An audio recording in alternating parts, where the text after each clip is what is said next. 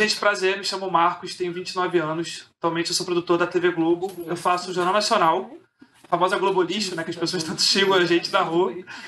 E faço o Jornal da Globo. Não sei se vocês lembram que quando o João Dória era prefeito de São Paulo, ele implementou um projeto muito inteligente da chamada ração humana. O que ele fazia? Ele pegava resto de restaurante, triturava e dava para morador de rua. Ó, tô alimentando o cara.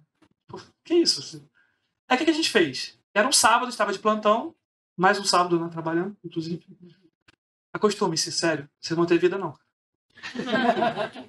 Sábado trabalhando, aí eu tava sem matéria, eu falei, pô, a gente não vai falar sobre a ração humana do Dória, tá isso pipocando na internet, o pessoal tá xingando ele. E às vezes tem questões comerciais que são meio delicadas. Assim. Aí meu chefe, olha, não vamos dar porrada pela porrada. Me acha alguma coisa que a gente dá matéria. Ok. Consegui falar com a fábrica, lá, com a mulher que faz a ração humana. E ela acha maravilhosa, você vai ver na matéria. Ela elogia a ração humana, que até a filha dela gosta. Ela fala. Aí beleza, a gente fez a matéria, eu vou explicar o bastidor, depois eu mostro. Nisso ela fez a matéria, a gente fez a matéria com ela, gravou, o chefe aprovou. Aí o chefe falou, olha, eu falei, ó, vou pedir uma posição da prefeitura pra gente poder ter o outro lado também, né? Não vou ficar dando pau nos outros sem a resposta do órgão. O chefe, não, o secretário quer falar ao vivo, ele quer vir aqui e falar e gravar. Eu falei, ah, legal, beleza.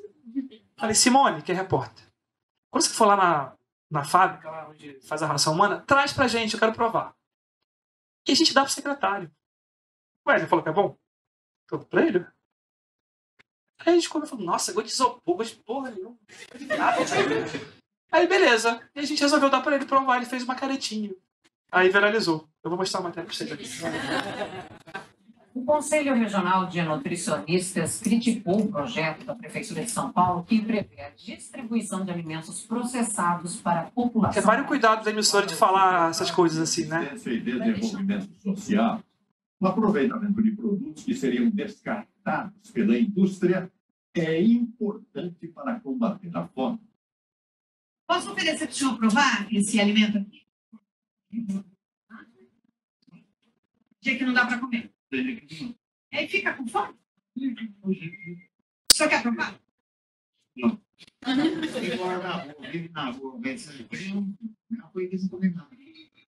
Esse é um dos produtos que poderão entrar no cardápio da política de erradicação da fome da Prefeitura de São Paulo. O biscoito é resultado do processamento de alimentos ainda próprios para o consumo, mas próximos da data de vencimento. Poderá chegar a populações carentes, numa parceria entre o poder público e a plataforma Sinergia. A ideia da empresa é transformar alimentos que fabricantes e mercados jogariam no lixo em comida. Olha a cara da gata. Ao invés de gastarem no descarte, eles mandariam para a empresa processadora. Para alongar a validade, os alimentos são desidratados e transformados em pó. E a partir daí podem ter várias apresentações. Biscoito, por exemplo. A empresa responsável pelo processamento diz que a prefeitura não terá custos. Mas isso não significa que ninguém vai sair ganhando com o projeto municipal. Um processo custa R$1.000. Um exemplo, incinerar. O nosso processo, hoje, custa 800, mas nós, através da sinergia, vamos reduzir isso para 800, 500, 600, porque quanto mais aumenta o volume de processamento, mais cai o nosso custo. Então, você vai cobrar para processar o alimento. Tá. A estratégia é possível graças a uma lei sancionada recentemente pelo prefeito João Dória, que propõe que as empresas de alimentos doem ou processem a comida por vencer. As empresas preferem incinerar esses alimentos. É o secretário da Carreira, sim. O custo da doação é altíssimo. E São Paulo vai renunciar ao imposto para poder viabilizar a doação? Isso não está definido. O que importa nesse momento é a gente garantir, com uma gestão eficiente e responsável, que alimentos não sejam jogados fora enquanto pessoas passam fome. Essa nutricionista não digeriu bem a ideia. Diz que ela contraria recomendações nacionais e internacionais para uma alimentação saudável, que prevê o uso de alimentos in natura e minimamente processados. Mas como, então, minimizar a fome e a subnutrição na cidade? O ideal são estratégias que incentivem o pequeno produtor, a agricultura familiar, o incentivo aos restaurantes populares, ao banco de alimentos que já fazem isso, que já oferecem alimentos com datas próximas do vencimento para essa população, mas sem descaracterizar o produto, sem transformar, adicionar, liofilizar e transformar num pó. A empresa que processa os alimentos garante que o produto é seguro e nutritivo. Nossa, ela assim, mãe, tem farinata do que hoje? As filhas E o perguntam. secretário, o que acha? Só acha gostoso. Está fazendo fome. E isso vai fazer com que a fome deixe de existir. Eu prefiro que a pessoa tenha isso do que realmente faça fome e venha até morrer de fome. Aí, enfim, a cara do secretário.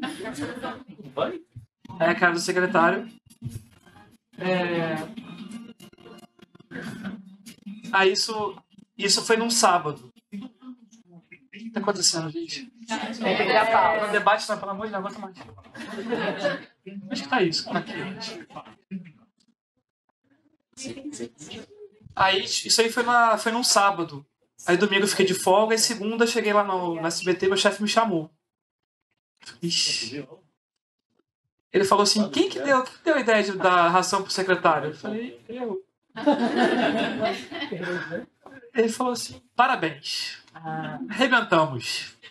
É porque assim, o nosso trabalho era fazer a matéria e dar o lado do cara. A gente deu o lado do cara. Se ele fez careta ou não, não tem controle da cara dele. Tem controle da careta que ele faz. Então ele gostou e tudo mais. A partir daí eu fiquei na emissora. Porque assim, é uma coisa que vocês vão percebendo assim, o que você vai conquistando, o que você vai tentando fazer, dando ideia e tal, isso vai deixando você, te dando mais sobrevida em algumas situações, assim. Então, eu fui pra lá pra fazer um fila de uma semana e fiquei lá 5 anos. Não no SBT em São Paulo. Aí meu chefe falou, olha, eu não consigo mais segurar a tua vaga. Do Rio, né? Ou você fica de vez ou você volta. Eu falei, cara, aqui eu tenho uma vaga fixa, lá era uma vaga de frila. Então eu ia renovando todo mês, a cada 2 meses, 3 meses e tal. Aí meu chefe, eu falei, eu vou tentar ficar. Eu mandei bem na matéria, gostaram de mim, querem que eu fique. Até pintar uma vaga. Fiquei lá cerca de 2 anos. Até que pintou uma situação, que inclusive acho que vocês vão lembrar que eu vim aqui até conversar com vocês. Eu ia morar na África 1 ano, trabalhar em Angola. Eu ia fazer um projeto lá numa TV estatal de, tipo, fundar um globo rural deles. Porque lá em Angola, eles falam português de Portugal. Então é bem próximo ao nosso. Então eles meio que usam muita mão de obra brasileira por conta que a comunicação daqui é muito boa. Assim. A Globo é a terceira maior empresa do mundo, enfim. Tem outras emissoras também que estão entre as 50 a mais do mundo. Então, assim, a comunicação brasileira é muito referência. Então eles pegam muito brasileiros para lá. E como eu comecei eu abri aqui falando de dinheiro, eu ia ganhar $5.000 por mês. Mas deu errado, gente. Por isso que eu tô falando, né? Senão eu não falava. Se desse certo, eu não falava, né? Deu errado, acabou que o projeto não saiu, eu tinha pedido demissão do SBT pra ir pra lá. Falei, ferrou. Tô em São Paulo, conheço ninguém, sem emprego, sem nada. O que eu faço da minha vida agora? Aí o chefe dessa delegação que ia levar a gente pra Angola, ele é muito conhecido lá na área e tal, tem muito contato. Falou, cara, eu pedi pra você pedir demissão, você não vai ficar desamparado, eu vou botar você em algum lugar. Aí surgiu o CNN Brasil, em São Paulo. Enfim. E eu fui direcionado para a área de documentários. Então, tudo em relação a grandes reportagens, documentários, era comigo. Eu e mais 5 pessoas, de repórteres / produtores.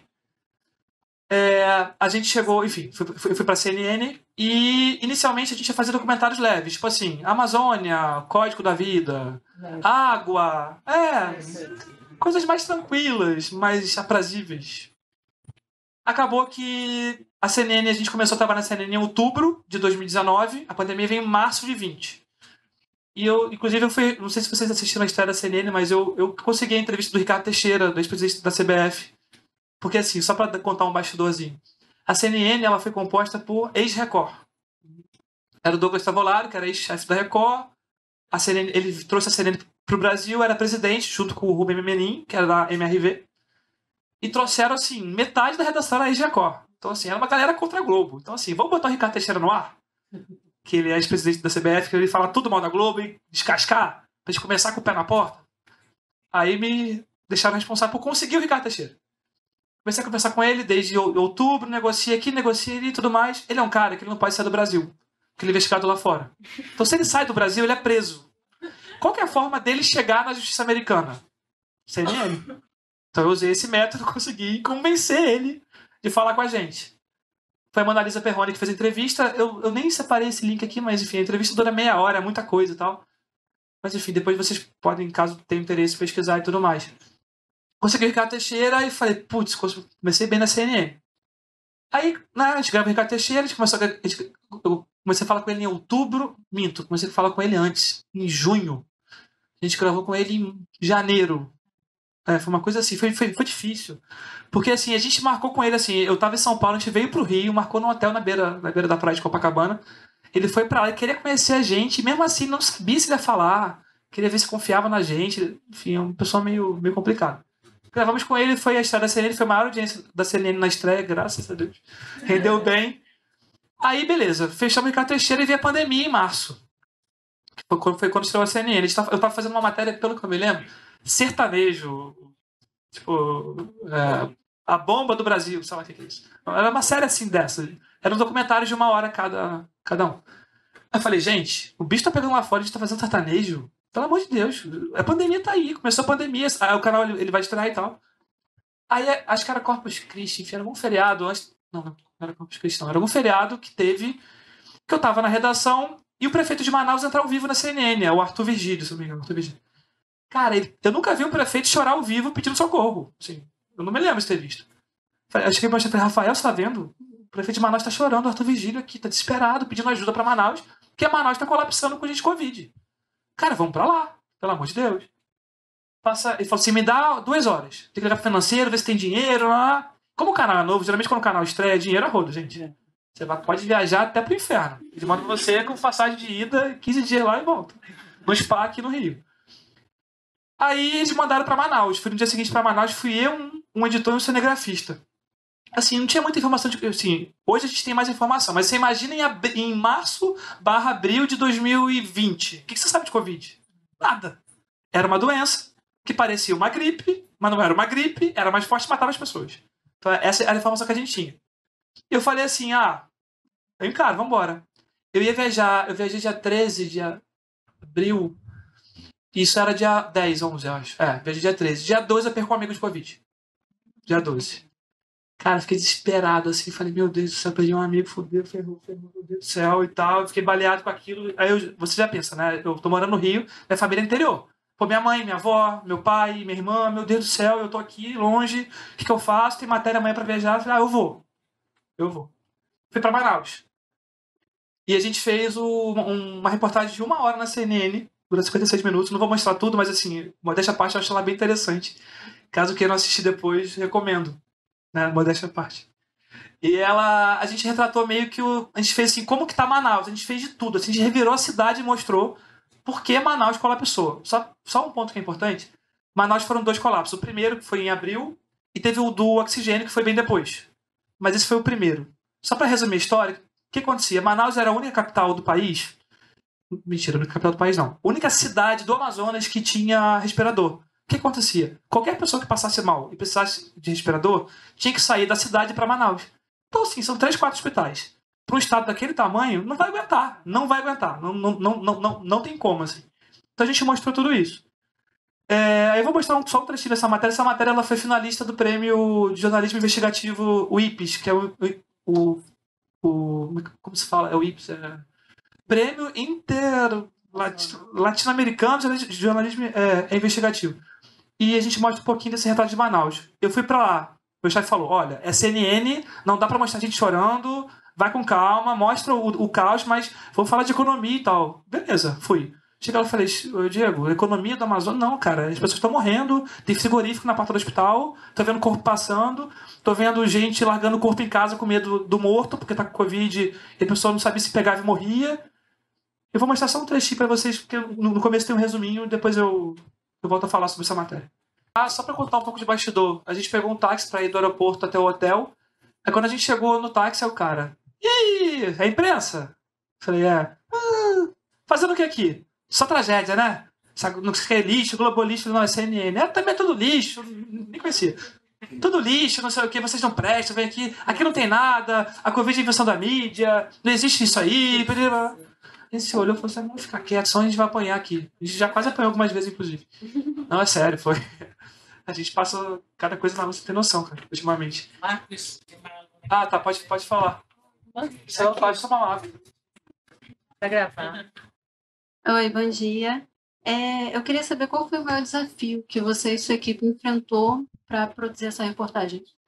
Então, como a Covid também era um desafio para todo mundo que ninguém conhecia, a produção meio que foi em loco, assim. A única coisa que eu negociei, eu falei, governo do estado, eu preciso mostrar vocês resgatando gente lá do interior. Porque eu quero mostrar que o interior também está sofrendo com isso. A única coisa, o resto foi tudo metendo na cara. Hospitais que vocês viram no começo, eu fui entrando de cara dura. Botei um estetoscópio, né? Aqui botei uma roupa, porque era máscara, então ninguém via essa cara e saia entrando. Como fosse o médico. Então, pois é, fui bem consequente, inclusive. Levei um esporro gigante. Porque assim, eu via aquela coisa acontecendo, mas eu queria mostrar de alguma forma. Então o maior desafio, eu acho, foi produzir essa matéria, porque a produção ela foi em loco, ela foi lá. Ela foi na correria, ela foi perguntando. Foi acontecendo, porque a gente não sabia o que era Covid, a gente não sabia o que encontrar. Eu só vi o prefeito chorando, pedindo ajuda. Pô, para um prefeito chorar e pedir ajuda, porque o bicho tá pegando. Porque não é bom para ele passar uma vergonha, entre aspas, de olha, não dou conta, entendeu? Então a gente imaginou que fosse séria a situação, a gente foi pra lá. Aí. Foi antes da Globo? Não, isso foi em 2020, antes da Globo. Cheguei na Globo em 2000 que a Globo começou a dar... Ah, não, isso foi antes. A gente foi eu ia perguntar isso. A relação com a imprensa lá. Não, como é que vocês trocavam, porque ela era só afiliada. Porque depois que a Globo viu que o bicho estava pegando em Manaus, a Globo, a SBT, mandaram equipes próprias para lá. Que geralmente são afiliados, tem pouca estrutura.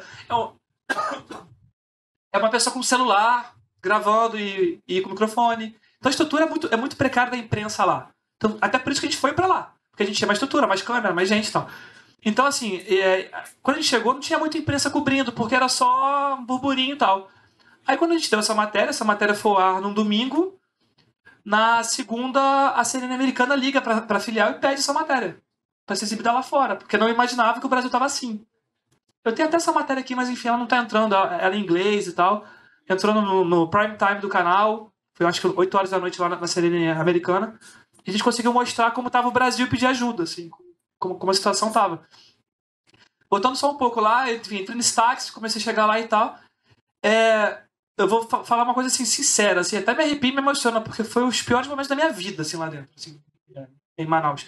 Porque você via a Covid do seu pior estado matando as pessoas e você não podia fazer nada, assim, você ficava só estático, assim.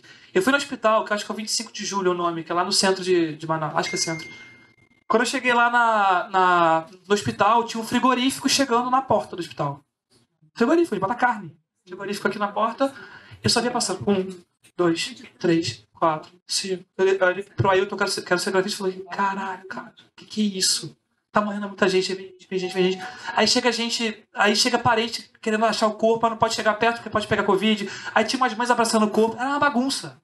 Era uma bagunça. Manaus foi uma bagunça, assim. Zero organização. Inclusive, eu acho que foi até isso que piorou um pouco a pandemia. Porque como não teve organização, o governo do estado superfaturando o respirador, várias denúncias, atrasando salário, não tendo mão de obra, não tendo EPI, que são os equipamentos de proteção individual, que é luva, capa, coisas básicas, assim, que são baratas. Aí, beleza, a gente começou a gravar e tudo mais, aí aquela situação, e a gente ficava assim, meio sem dormir, porque com medo da gente pegar Covid, com medo da minha mãe em Araruama pegar Covid, com medo da minha avó pegar Covid. Eu vendo aquela tragédia, eu passei assim, algumas noites sem dormir, até bem tenso, assim. Resumindo a história, porque, enfim, vou me alongar muito aqui, mas a gente foi no último dia pro cemitério, para poder mostrar como que tava o caos do cemitério. E aquilo me surpreendeu, porque parecia guerra, assim. Era uma retroescavadeira, cavando cova, assim, cova comunitária, sai jogando as pessoas em terra. Não importa. Porque não... Primeiro, não tinha mão de obra pra você poder enterrar todo mundo. Segundo, não tinha caixão pra todo mundo. Então a gente foi... Eu vi gente enterrada, corpo joga terra. Assim. Então, assim, rolou esse tipo de coisa em Manaus. E quando é que vocês decidiram que a matéria estava pronta? Já que estava numa crescente das coisas acontecendo, como é que foi a relação com o escritório aqui? A gente foi... Porque, assim, geralmente quando a gente sai pra poder gravar, fala assim, olha, eu preciso de meia hora de matéria. Eles avisam o tempo que eles querem. Ó, só volta pra cá com pelo menos meia hora de matéria. Quando chegou, eu falei, Rafael, tá em 1 hora já, porque pelo que eu tô decupando aqui, que a gente tá montando o roteiro, já tem mais de 1 hora de matéria. O que eu faço? Continuo aqui, mas o bicho tá pegando, o que eu faço? Cara, volta. Volta, a gente dá a matéria, se precisar você volta. Porque eu tô achando que a CNN vai querer mandar mais gente pra lá. Porque eu não sou o repórter do vídeo, eu sou o produtor, que faço a reportagem. Então, né, eles botam um cara que é reconhecido, tem aquela cara bonitona e tal, manda o cara pra lá. Então, maquiagem e tal. Desculpa, eu acabei me perdendo. Tá. Aí eu cheguei no cemitério, várias cavadeiras e tal, aí... Gente, eu nunca passei por isso assim, tipo de... Do começo do cemitério até a ala da Covid, era mais ou menos um km só. Levou 30 minutos de trânsito. Trânsito de carro de funerária. Você tem noção, gente? Você ficava olhando assim. E é tão difícil pra gente poder montar essa matéria porque eu preciso abordar as pessoas pra conversar com elas. Ponto 1, a minha saúde. Ponto 2, a saúde da pessoa. Ponto 3, é o pior momento da vida dela. Como é que eu vou fazer isso? Então eu ficava naquela situação, o que eu faço? Aborto, não aborto, fico. Eu ficava esperando. Se eu tinha um retorno de olhar e ela via a gente com o microfone, eu ia. Se eu não tinha retorno, eu não ia. Então tentar, até no caos, respeitar o máximo que eu posso. Aí eu cheguei no coveiro e conversei com ele. A gente até gravou com ele nessa matéria. E ele tinha enterrado 40 pessoas num dia. 40 pessoas num dia. Então, assim, os números de Manaus eu acho que são até defasados. Porque, cara, nos 12 dias que eu tava lá, eu vi uns 300 mortos, pelo menos. Em relação ao Covid, uma coisa também que é curiosa. Como as pessoas não conheciam a doença, quando alguém morria meio gripado e do nada morria em casa, as pessoas deixavam o corpo e iam pra rua. Então era muito comum você andar pela cidade e você ver famílias nas ruas. Aí você abordava, tá aí fazendo o quê? Não, morreu um parente ali, não sei o que é, eu vou pra casa. Então tinha corpos que ficavam 3, 4, 5 dias apodrecendo. Primeiro, pelo medo. Segundo, porque não chegava informação, às vezes, até a funerária ou até a parte lá do governo do estado que estava organizando isso. E terceiro, que não tinha mão de obra, não tinha carro para buscar os corpos, não tinha gente para tirar. Então, assim, foi bem caótico, foi bem complicado. Foi nessa matéria, inclusive, que eu peguei Covid. Eu lembro até como foi, inclusive. Eu estava nesse avião que a gente foi até Tabatinga, que é a tríplice fronteira. Não vou lembrar os países que são, enfim, eu sou meio esquecido, mas o Brasil ele faz fronteira com 2 países, né? O Brasil é o terceiro ali. E tem uma coisa curiosa, quando a gente foi de avião até lá, beleza, e lá, como o médico falou, ele tem que escolher quem vai viver e quem vai morrer, teoricamente, porque o paciente que está em pior estado e consegue vir para cá, ele traz, se não fica e fica lá mesmo. Só que ainda tem a questão mais social, porque, por exemplo, naquela região tem muito indígena. Então, os indígenas mesmo, por desconhecimento da doença e por medo do homem branco, não deixavam os indígenas irem para a cidade grande. Então, muito indígena morreu porque a família, não, daqui não sai. Aqui eu confio, aqui é minha terra. Então, também teve aquela questão social, batendo ali, entendeu? Então, assim, muito indígena morreu porque a família não deixava o cara ir. Então, a gente também viu muito isso. Na volta, que a gente mostra nessa matéria, tem um indígena que a família liberou e um cara. Só que esse indígena, ele estava muito mal, ele não ia aguentar pegar o avião. Então, o médico deixou ele lá e trouxe um cara. Esse cara, ele morreu no dia seguinte, inclusive. Ele veio com respirador no avião. Eu vi 4 horas, tipo assim, com o corpo estendido do meu lado, os médicos em cima do cara. E eu, assim, aí aquela tensão começa a coçar tudo, né? Coçar olho, coçar... Covid, você não pode coçar nada, tem que ficar assim. Eu fico assim, coisa meio estranha, assim, e tal. Aí, beleza. Aí eu cheguei no aeroporto, fui tirar a roupa. Inclusive, mostra, tirando a roupa. Tirando a roupa, EPI. Pode ver. Hoje não. Aí quando eu fui pro aeroporto, aí veio a filha desse cara. Falou assim, ajuda meu pai, por favor, ajuda meu pai. E ela falando comigo na minha cara, assim, ela também tava com Covid, porque ela tava com ele. Aí se passaram 4 dias, começou a me dar febre. Mentira, eu voltei pra São Paulo. Passou 2 dias que eu tinha encontrado ela, mas 4 dias me deu febre, fiquei em casa, aí eu fiquei em repouso 15 dias. Aí aquele desespero da minha mãe e da empresa, porque ninguém tava pegando Covid, muita gente não tava pegando Covid ainda mais pra cá. Enfim, resumindo a história, foi isso. Assim, a gente exibiu essa matéria e tenho muito orgulho dela, porque foi uma matéria muito complicada de fazer.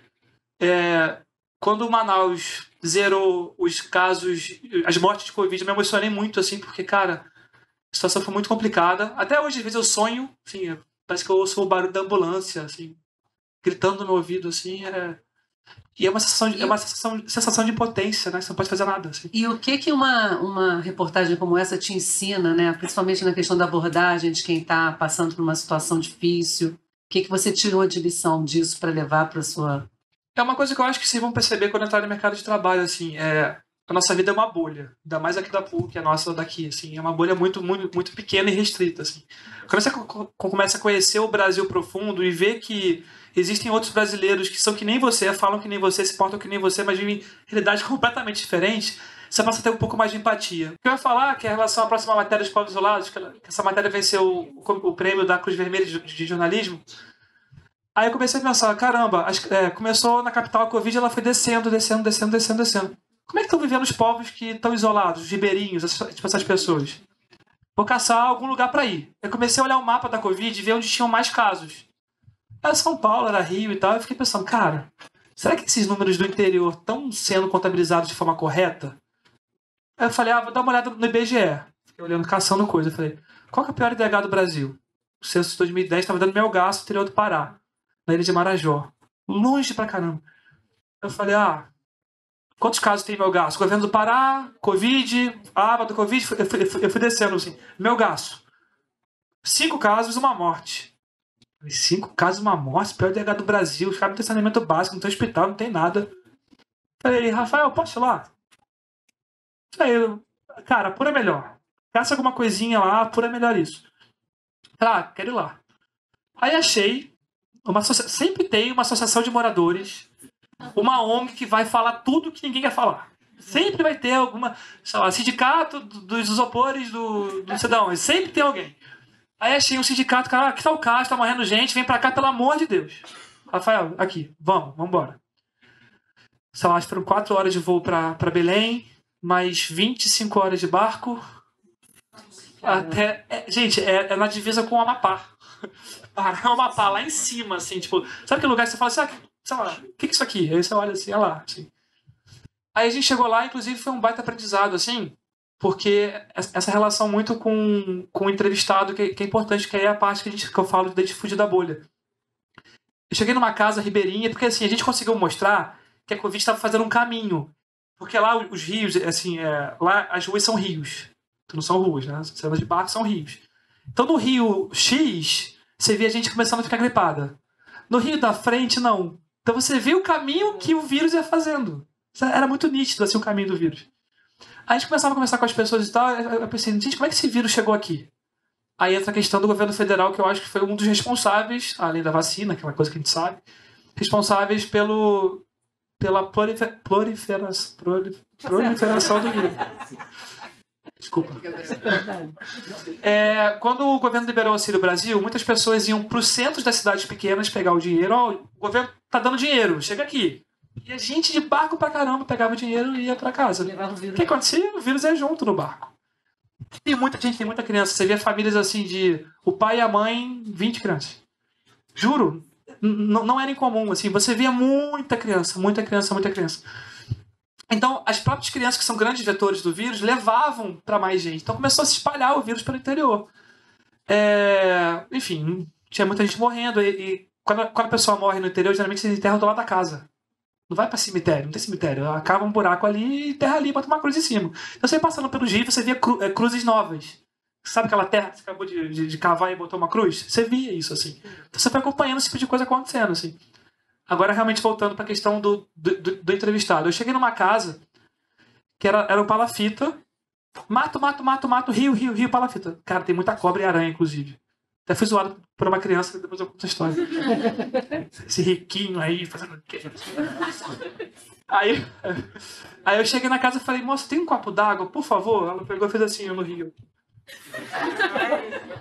Isso assim, debaixo do banheiro. Bebeu? Claro.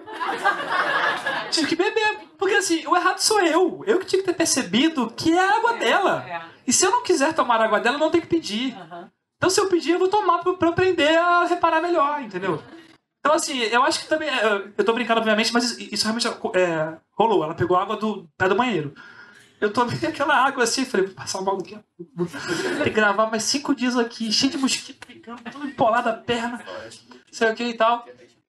Aí teve uma outra situação também que a gente quis mostrar, que além da Covid, a Covid só tá piorando uma situação que é muito ruim. Então tinha casa sem luz. Aí cheguei na casa de um cara e falei, prazer, Marcos. E assim, é legal que são pessoas muito receptivas. Eles deixam você entrar na casa, assim, sei lá, sem te conhecer, entra aí, tal. Aí cheguei e falei assim, eu falei, tem luz aí? Eu vi que tava escurecendo e tava tudo apagado. Tem. Ué, tem luz? Aí pegou o lampião. Não, luz eu tenho. Tá, você não tem energia elétrica. Beleza, então. Aí você vai aprendendo a falar também de uma forma mais clara E a forma como o cara se comunica. Se pensar bem, o errado sou eu, o burro sou eu. Ele tem luz. Aqui é a luz aqui. Ele não tem energia elétrica. Então são coisas que você vai pegando. Por exemplo, o termo índio. Eles não gostam. É indígena. Não é tribo, é aldeia. Então a gente, durante essas matérias, a gente vai percebendo no Brasil que é muito além da minha bolha e a gente aprende a se comunicar. Enfim, a gente sai um pouco dessa situação que a gente tem. Nessa matéria a gente acompanhou também pelos barcos lá da região amazônica do Pará. A gente acompanhou também... Era um médico para cuidar de 20 mil pessoas. Então a gente ia com esse cara no barco, cara, aí durante o processo esse cara dormia, assim, você via ele dormindo, o barulho do motor, gritando no ouvido, assim, cara, esses caras trabalhavam muito, assim. Os médicos, sim, realmente, eu sei que é clichê falar isso, mas, cara, os caras arrebentaram em relação a isso, se deram a vida, assim, e foram bem parceiros da gente também para mostrar tudo isso. Essa foi a matéria Os Povos Isolados, que eu vou mostrar um pedacinho para vocês só, que a gente foi. Não tem comercial essa aqui. Ah, nossa, aqui é da fronteira, outra coisa. Tem uma pergunta ali, Marcos. Desculpa, pode falar. Você teve muita frustração com o material gravado que eles não deixaram entrar por conta do posicionamento? Não posicionamento, mas assim, como é um canal que... Porque assim, a gente fica também naquela linha tênue de não apelar de o que é jornalismo e o que é apelação.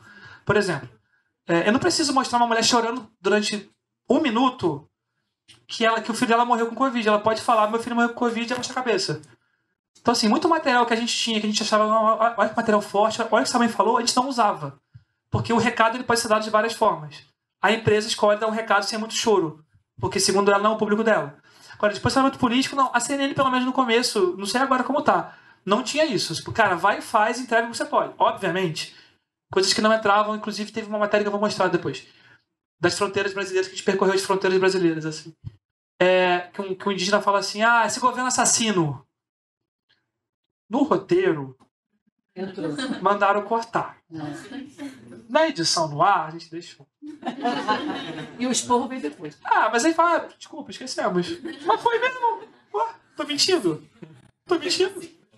Enfim, eu sou meio assim, tá? Inclusive, eu tenho que melhorar um pouco isso. Dou uma quebrada de regras às vezes. Mas aí, enfim, então, realmente tem alguma coisa. Você não pode, assim, sei lá, Bolsonaro assassino, eu não posso botar isso. Governo assassino, eu não posso. Porque eu tenho que provar que é. Mas que a gente acha que é, enfim. Eu tenho certeza que é. Vou mostrar um pouco dos Povos Isolados, que foi a matéria do prêmio. Este é o CNN Séries Originais. O Evaristo apresentava de Londres, a gente na Amazônia. É isso. Não reclamo, porque a gente fazia, né? Mas, nada a ver. Sobre o que está acontecendo no chamado Brasil Profundo. Ou seja, as comunidades isoladas, onde só é possível chegar de barco ou depois de horas de estrada de terra. Nossos repórteres foram atrás dessas regiões remotas no norte do país. As imagens são lindas. Mostram, a partir de agora, como os povos isolados lidam com o avanço da doença e com a desinformação. Tem uma mulher que tinha que falar, esqueci. Isso é um drone nosso, gente, não é filme. Deslumbrante. Olha que coisa linda. As pessoas moram aqui, na beiradinha, assim. Dentro. Drone, não? Drone. Você. Não, eu sou grafista. Com o barco andando ainda. De novo, a equipe, um editor, você e o seu... Só 3. Mas é pouco. Milhões de quilômetros quadrados. Está presente em 9 estados brasileiros. Nossa, é um cheiro de verde, é muito bom, gente. Puro. São mais de 20 milhões de pessoas vivendo entre o verde das árvores. Essa foi a matéria dos Povos Isolados. E aí, por que você resolveu vir pro Rio? Ixi, tem um pedação no meio disso aí. Já posso cortar para isso? Prefere? Pode. Já tem 1h15. Ixi, desculpa. Mas não, corta vídeo, então tem bastante tempo. Tá. Então pode ir. Então beleza. Aí depois dessa matéria eu fiquei, enfim, eu fiz mais algumas matérias pontuais de Covid, aí eu pedi afastamento, que eu não tava aguentando. Tava difícil trabalhar e tal, aí eu fiquei fazendo sertanejo, enjoei logo em seguida, porque eu não gosto de matéria assim. E aí começou a aumentar ainda mais o meu amor pelo social, pelos direitos humanos, por matérias mais de profundidade, que a gente consiga, de certa forma, ajudar alguém. Porque vocês não viram a matéria toda, mas muita gente da matéria foi ajudada, por exemplo.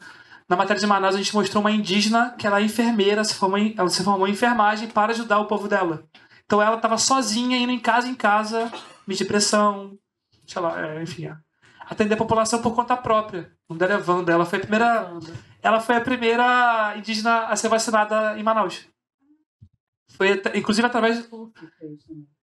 Quem? A TV PUC produziu com ela. Então, inclusive, a gente foi uma das primeiras matérias a gravar com ela, a mostrar o trabalho dela. Cara, essa mulher é incrível, assim. Ela é fantástica, é uma brasileira que merece prêmios e prêmios e prêmios de tão boa que ela é. Pessoa... Inclusive, nesse dia de Manaus, só um ponto que eu acabei esquecendo, as pessoas acabavam indo usar máscara, mas sem saber usar máscara. Então você vê a máscara assim, máscaras assim. Aí teve uma senhora que a gente parou, inclusive a gente não usou isso na matéria, porque aí seria pelar demais. Ela tava com uma máscara rasgada com um buraco, assim. Aí a gente chegou, ofereceu pra ela uma máscara nova, descobrimos que era um rato. O rato comeu a máscara dela. Era uma máscara só pra ela na casa. Então, assim... Mas é aquilo que eu falei, assim, já são pessoas com muitos problemas. A Covid é só mais um. Só mais um pra fundar o resto, entendeu? Então, tem que continuar fazendo muita matéria lá. Muita. Aí eu parei, né? Fui pra parte do sertanejo, que eu não gosto de mostrar, que é chato pra caramba. E depois eu fui pra fazer uma matéria que Mas me deu... o que é o sertanejo, assim? Fazer matéria de música sertaneja? É que a chefia era amigo do Fernando Sorocaba, aí queria fazer matéria de bombando sertanejo, teve de Zezé, aquele bolsominion todo. Deus me perdoe, menor paciência. Nossa, fazer sala pra aquele povo, esperar chegar, se maquiar, aquelas caras largas desse tamanho, não. Desculpa, gente, eu sei que talvez alguém goste, mas não é minha preferência, eu acho. Aqui foi a matéria que foi pra CNN Americana de Manaus, eles exibiram lá. E aqui é outra matéria que eu fiquei muito feliz em fazer.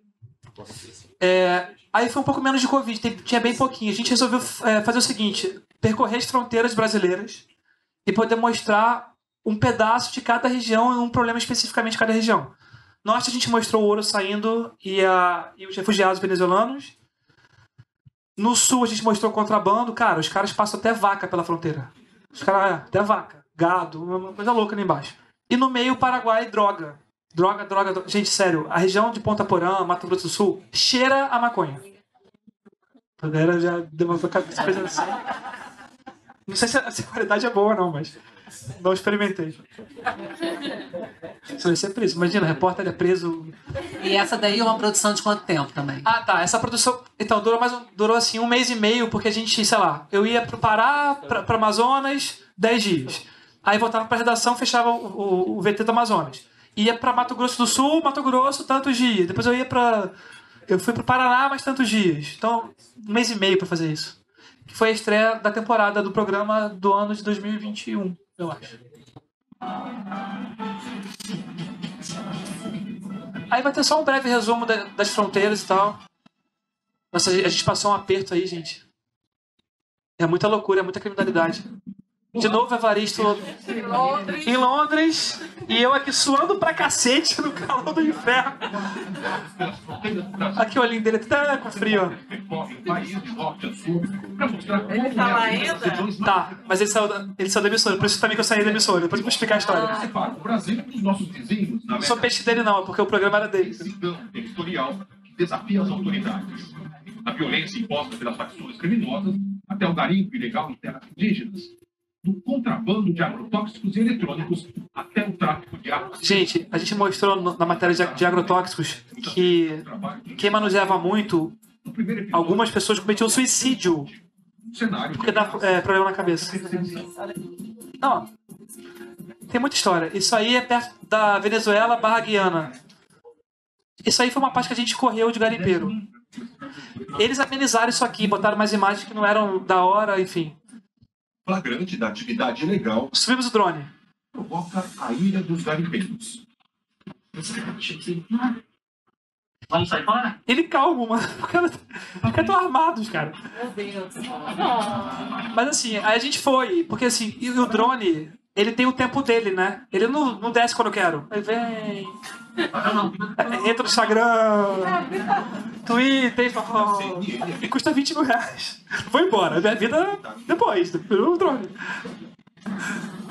Enfim, isso aí são imagens de apoio que não são da correria, porque não deu pra gravar, mas. Que medo, hein? Não, você tem noção, gente. É terra de ninguém isso aí. Tinha carro de Ibama roubando ouro. É esse nível da situação. Milhares de indígenas na fronteira norte do Brasil. São 20 mil garimpeiros nos terrenos hoje. Esses rios são tudo contaminados. Malária está matando. Mercúrio está matando, malária.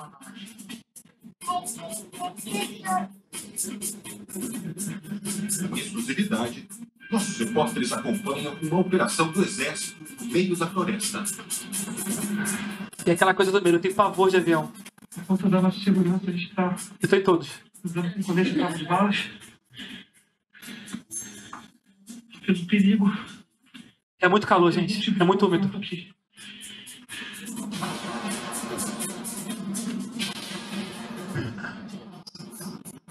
E essa pista existe para apoio às ações de garimpo na área. Como é que é? O IBAMA ele tem várias pistas de apoio para poder cuidar da Amazônia. Só que aí eles tiram investimentos, tiram os trabalhadores e ficam as pistas lá. O que o garimpeiro faz? Pista. Só para poder roubar ouro. Aí é outro episódio. A fronteira estava fechada por conta da Covid. O governo Bolsonaro deu a desculpa, tá com Covid, vamos bora trancar os venezuelanos lá na área deles e a gente aqui na nossa.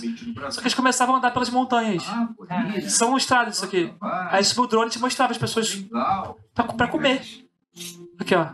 Entrando no Brasil pelas... Iam a pé 5 dias para chegar em Boa Vista, na capital de Roraima. A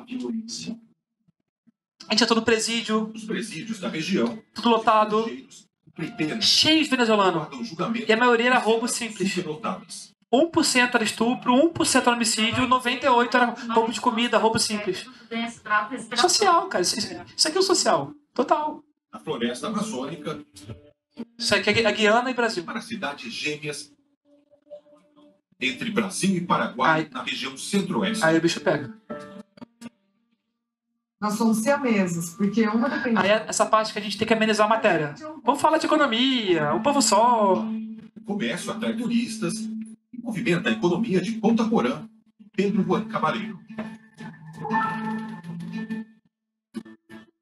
Brasil, Paraguai. Puedo decir que la verdadera cara del fronterizo trabaja en cosas lícitas, legales. Comprei tanta coisa. Mas quem tem necessidade fala espanhol. Mas a livre circulação entre os dois países facilita a vida dos criminosos. Eu tenho criminosos que, atravessando uma rua, ele se torna, né, intocável pela segurança, pela justiça. Roubo no Brasil vem Paraguai, não me pega. Não pode? O tráfico de drogas é dominado. Então, os Yanomamis, a gente foi também lá na terra deles. Nossa, a gente levou 2 pedradas lá, inclusive. Rios, cadeias de montanha. Enfim, resumindo a história, essa matéria a gente pegou as fronteiras e tudo mais. Também a gente foi finalista do prêmio do Ministério Público com essa matéria. São 4 episódios. O garimpo ilegal do ouro. Tem ouro saindo do Brasil a rodo, assim.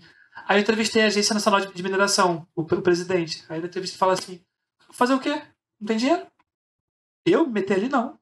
O cara falou isso. Tipo assim, o órgão que é responsável por fiscalizar isso lavou as mãos dele. Aí eu queria mostrar que foi uma grande cobertura que eu fiz pela Globo. Imagino que vocês tenham visto essa matéria. Foi quando estourou Petrópolis e morreu aquele tanto de gente. Eu fui a primeira equipe com a Beth Luquezzi a ir pra lá. Aí eu vou mostrar pra vocês a matéria de Petrópolis no Jornal Nacional. E trabalhar na Globo é bem diferente da CNN? Então, é diferente por 2 motivos, assim. Eu acho a Globo engraçado, eu acho a Globo mais tranquila de trabalhar, porque assim, a Globo tem muita estrutura. Então, quando você está acostumado a ir para uma viagem na Amazônia e ficar 20 dias com 2 pessoas, gente, é pouca gente. Você tem que ver o áudio, tem que ver a entrevista, tem que ver a câmera, tem que... Porque assim, não é só, eu vou entrevistar a Lilian e vou exibir a Lilian. Não, eu vou entrevistar a Lilian. A Lilian fala sobre o quê? Sobre Covid. Tá passando mal e não tem nada em casa. Precisa da Lilian deitada, do olhar da Lilian, da boca da Lilian, do pé da Lilian, mostrar a casa da Lilian, a panela vazia. Então assim, eu preciso contar uma história com imagem. Então é muito trabalhoso. Então, quando você encara essas várias bombas de matéria de sentido de muito, muito grande, que demandam muito tempo, porque assim, eu mostrei 4, mas eu fiz 10 documentários nesses 2 anos. Sim, era coisa de eu viajar um mês, uma semana em casa. Viajo um mês, uma semana em casa. Sério, eu não tive vida social, assim. Engordei 10 quilos na época até, enfim, eu só comia bobagem em rua e tal. Então, eu até me perdi. Trabalhar na Globo então, aí quando você encara isso e chega na TV Globo, que tem milhões vários milhões de pessoas trabalhando. Você não tem que fazer 15 coisas, você faz 10, você faz 5. Na CNN você faz 20, no SBT você faz 40. Então você acaba meio tendo um pouco mais de facilidade para trabalhar. Só que a Globo é um avião, né? Você não pode errar. Você trabalha assim, não é que trabalhe menos, você faz o seu. Só o seu. Mas se você errar só o seu, pode dar um problema muito grande, porque tem muita gente vendo. Gente, quando meu nome ele vai pro ar, alguém seguidor no Instagram. Juro, as pessoas vão procurar meu nome no Instagram e só não. Eu, sei lá, eu entrei na Globo tinha 8 mil, agora eu tô com 20 quase. Juro, real. As pessoas vão caçar. As pessoas, juro. E eu participei do debate pra presidente, eu fiz o debate na produção. Aquele padre, meu Deus. Cara, as pessoas me reconheceram, assim, eu tava na academia, o cara falou, pô, tive um debate, você era o garoto da academia. Então, assim, é o tamanho da Globo, cara. A Globo, ela tem cara, a gente chama de canhão, assim. Então não pode errar, né? Mas não, tem que ter cuidado. Vou mostrar agora a matéria de Petrópolis, que foi outro grande orgulho em relação a trabalho, assim, mas foi muito difícil, gente. A gente chegou lá em Petrópolis, só pra dar um bastidorzinho antes de mostrar a matéria, começou a chover muito em Petrópolis no fim da tarde de segunda-feira, dia 14, foi dia 15 começou a chover muito. Eu lembro que era 3 da tarde, foi a hora que eu cheguei no trabalho. A gente ficou só monitorando. Aí o RJ2 deu um ao vivo de lá com a praça, com a InterTV. Chovendo muito, não sei o quê. Aí, beleza. Aí acabou o jornal, cara. Começou a acabar a luz lá e a chuva não parava. Aí a Priscila Chagas, que faz o tempo, ela falou, gente, tá chovendo muito lá, fiquem atentos. Tá feio o negócio. Cara, só sei que a minha chefe falou assim, Beth Luquezzi, a repórter, vai pra Petrópolis e Marcos, vai com ela. Você quer ir? Eu quero, vambora. Fui com ela. Gente, você não tem noção, assim, era noite, tava tudo escuro, sem luz. Até feio, assim, mas você vê a pedaço de braço, você vê a corpo, assim, do seu lado, assim, sabe? Você começou a ver aquilo, eu falei, caralho, a situação tá feia. Não se tinha noção em Petrópolis, quando a gente chegou no dia 15, do tamanho que era aquilo. Não tinha noção, não tinha noção. Quando amanheceu, a gente virou a noite trabalhando, a gente começou a ver o estrago. Sim, horrível. Foi assim, eu digo, Manaus e Petrópolis, acho que estão ali em relação, pra mim, de peso, assim, foi muito difícil trabalhar. Vou mostrar uma matéria pra vocês que a gente produziu. E mais uma vez foi uma matéria que teve um final um pouco menos tenso. Boa noite. Luto e lágrimas na cidade imperial. As mortes confirmadas em Petrópolis já são dezenas. Debaixo de toneladas de gente, essa cena foi tensa. Devastadora produzida. Esses meninos morreram. No século de medições, nunca houve um volume de chuva tão grande em 24 horas. E num cenário de ela é muito legal, gente.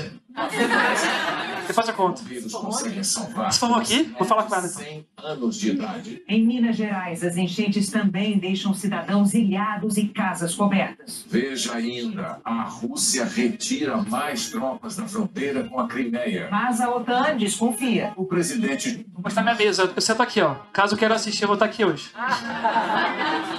Essa vazia aí. Porque eu tava em Petrópolis.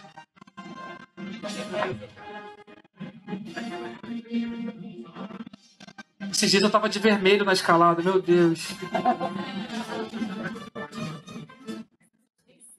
O governo do estado do Rio já confirmou 94 mortes em Petrópolis. Foi um dia depois. Terminou em quase 300, eu acho. A chuva de terça-feira foi a maior já registrada na cidade em quase 90 anos de medições. Por estratégia da matéria, a gente resolveu abrir só com sobe-som. Só com o povo falando. Essas imagens você queria. A gente foi conseguindo. Por que essa opção? Por quê? Pra deixar mais humano, pra deixar mais humano. É uma imagem que você não precisa falar. Assiste e ouve o barulho dela. Ela fala já, sozinha, né?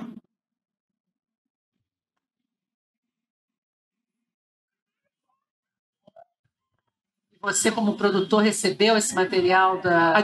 Eu tava lá, em loco, e tive ajuda da base. Que as pessoas iam recebendo de WhatsApp, de coisa, e iam mandando pra gente também. Essas crianças dos ônibus, nossa, gente, essa cena foi horrível. Nenhuma sobreviveu, todas morreram. Era o ônibus escolar, se eu não me engano. Escolar não era escolar, mas tinha muito de escola.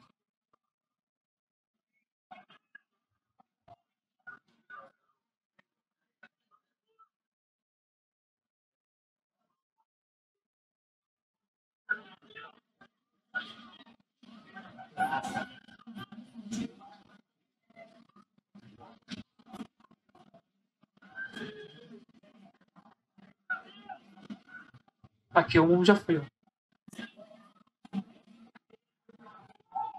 Chega lá inteiro o vídeo. Você vê as cabecinhas, né? Ó, A situação aqui é essa aí, ó. Eu nunca fiz isso. Caiu aqui também, ó. O risco de novos Aí começou, tá vendo? Depois de 2 minutos, começou o off. O que está acontecendo, senhor? Descendo tudo lá. Tá caindo tudo. Ó, quando chegou, tava assim, ó. Tá caindo mais barreira. E aí, numa produção factual, trabalhando com repórter... Vai correndo. Ele tá lá, eu tô lá embaixo. O quanto você ajuda na hora dessa produção, dessa construção do roteiro? Porque enquanto ela tá com um, eu tô caçando outro. Ó, tem uma história que é assim, ó. Ela perdeu uma filha. A filha sumiu. As ruas e dificultavam o socorro às vítimas. Preocupação com a imagem, não mostrar corpo. Na verdade, eu tava na estrada. Eu lembro. Ela tá em outro lugar. Abriu o jornal no dia. Ficamos esperando tirar toda a areia e a gente tá indo pra casa a pé porque não tem nenhuma via pra passar. Essa rua aqui está com pelo menos 1 metro de lama. A gente consegue observar isso vendo a porta daquela loja. Aqui também, pelo menos 10 carros ficaram destruídos, retorcidos, quando a água baixou. Ainda assim não tinha noção do tamanho. Corpos pela cidade. A gente viu tudo, a gente viu levando tudo. A gente conseguiu se salvar. Também tem que pegar o nome da pessoa, a profissão, pra botar no crédito. Depois de 6 horas de chuva forte, a noite e a madrugada exigiram muito. A minha tá depois. Elas estavam na base. Bairros ficaram isolados. A minha é a última. Ruas bloqueadas por pedras e lama. O socorro demorava a chegar. O desespero levou os irmãos Evandro e Rafael a usarem as mãos para revirar os escombros. Era urgente. É até um ponto interessante. A gente conseguia descobrir quem estava caçando o filho olhando a mão. A mão estava machucada. Exato. Rafael chamava pela mãe. Assobiava, mas não ouvia a resposta. Apenas silêncio. Meu filho e minha esposa estão em segurança, mas meu pai, infelizmente, minha mãe, coitada, a gente ainda vai perder um tempo ainda para achar ela. Mas os dois sem vida, infelizmente. O menino de 8 anos tinha acabado de ser resgatado. A mãe e o irmão caçula já estavam na ambulância. A encosta desmoronou e a casa veio abaixo. Foi o sofá que aguentou o peso dos escombros e salvou os meninos. Quando amanheceu, moradores ilhados pediam socorro. A sensação que nós temos é que toda essa região assim... Atenção para depois dessa parte. Aquela mãe que viralizou que estava caçando a filha com uma enxada. Os resgates envolviam, às vezes, voluntários. Aqui é uma casa, é um teto de casa. Ali. Às vezes, os dois juntos. Cães farejadores participaram das operações de busca. A parte mais dolorosa sempre era retirar o corpo de quem perdeu a vida.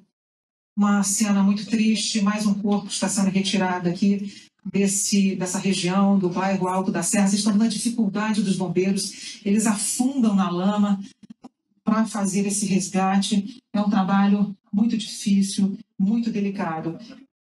Com a enxada nas mãos, descalça, a mãe procurava pela filha de 17 anos. Eu já estou perdendo a esperança. A morte da Maria... Foi difícil chegar até essa mãe assim. A Beth foi falando, conversando, aí foi... 24 horas depois do início das chuvas aqui em Petrópolis, os bombeiros se depararam com uma cena muito triste. Apenas a fachada daquela casa está de pé. Lá, uma avó morreu abraçada ao netinho de apenas 3 meses. O bebê também morreu. A mãe da criança teve ferimentos e está internada no hospital. Nesta rua, no bairro Castelânia, tudo foi arrastado pela correnteza. O Luiz Felipe estava dentro... Parece que tem muito tempo, isso foi em fevereiro agora. Foi esse ano. Mas viu outras pessoas sendo levadas pela enxurrada. A barreira atingiu ele primeiro, depois automaticamente já veio carregando. Quando a gente viu... Aí são apoios do Bom Dia Rio, que jogaram para a matéria. Os pais da Daniela de Almeida, de 31 anos, buscavam pela filha num ônibus cheio d'água. Ela me ligou: mãe, eu tô dentro do ônibus, só que não sai de onde você tá, não, tá chovendo muito. Falei: ah, tá. Depois ela mandou isso aí, que tava chovendo, que já tava entrando água na calçada, aí depois do ônibus. Aí ela mandou outro, a água tava muito forte, aí ela falou: o ônibus tá balançando pra caramba. E minha filha sobe em cima do banco, fica desesperada. Falei: mãe, tá todo mundo nervoso. Depois daí não consegui mais falar com ela. Desde ontem, não sei mais onde procurar, não sei mesmo, tô desesperada, cara. Pra onde que essa mãe olha? Ela vai pra onde? Ela faz o quê? Da terra mais vítimas dos deslizamentos.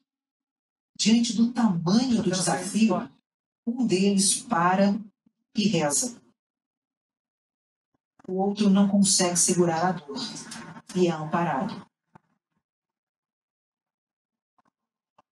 Em meio à tristeza, uma vitória, como mostra o repórter Lucas Machado. É o apoio das praças. Essa matéria foi muito grande. Trabalhando no resgate, acaba de conseguir resgatar uma idosa de 100 anos com vida. Ela estava dentro de uma casa que desabou na Rua Teresa, a rua principal do comércio da cidade, muito atingida. Helicópteros dos bombeiros saíram em busca de moradores ilhados. Mas eu conto como consegui essa mulher aí. Eram içadas com uma corda. Primeiro idosos. Outro resgate ainda mais difícil. A mãe com o bebê de 8 meses. Ela teve que enfrentar o medo. Precisou segurar a criança com cuidado e firmeza. A entrada no helicóptero demorou alguns segundos. E tudo ao vivo no Bom Dia Rio, isso aí. Os dois foram salvos. Aliviada, a Priscila contou que viu o morro desabar em volta da própria casa ontem à noite. Pior cena da vida, de ver, assim, casas descendo a 1 metro de distância de mim, assim. Agora, ainda sem desgrudar do filho Paulo Henrique, ela conta o que sentiu no momento do resgate. Foi intenso no caso do bebê, né? O rapaz que salvou a gente, ele tentou não apertar muito, tentou, assim, da melhor maneira possível que a gente conseguisse subir, né, confortável. Ele ficou muito nervoso, chorou muito. Eu tentei acalmar ele, diminuir o barulho, né, o vento nele. Foi uma sensação de alívio, de vamos sair, vamos ser resgatados, vamos continuar vivos, né? Aí depois eles me mandaram uma outra matéria, porque então ficou assim, foi 15 minutos só de matéria. Mas aí eles pegaram a da Beth, botaram com a do Danilo e foi somando a matéria. Marcos, super, super obrigada. Viu? Gente, eu falo muito, falo rápido. Não, muito obrigada. Espero que tenham gostado. Obrigado.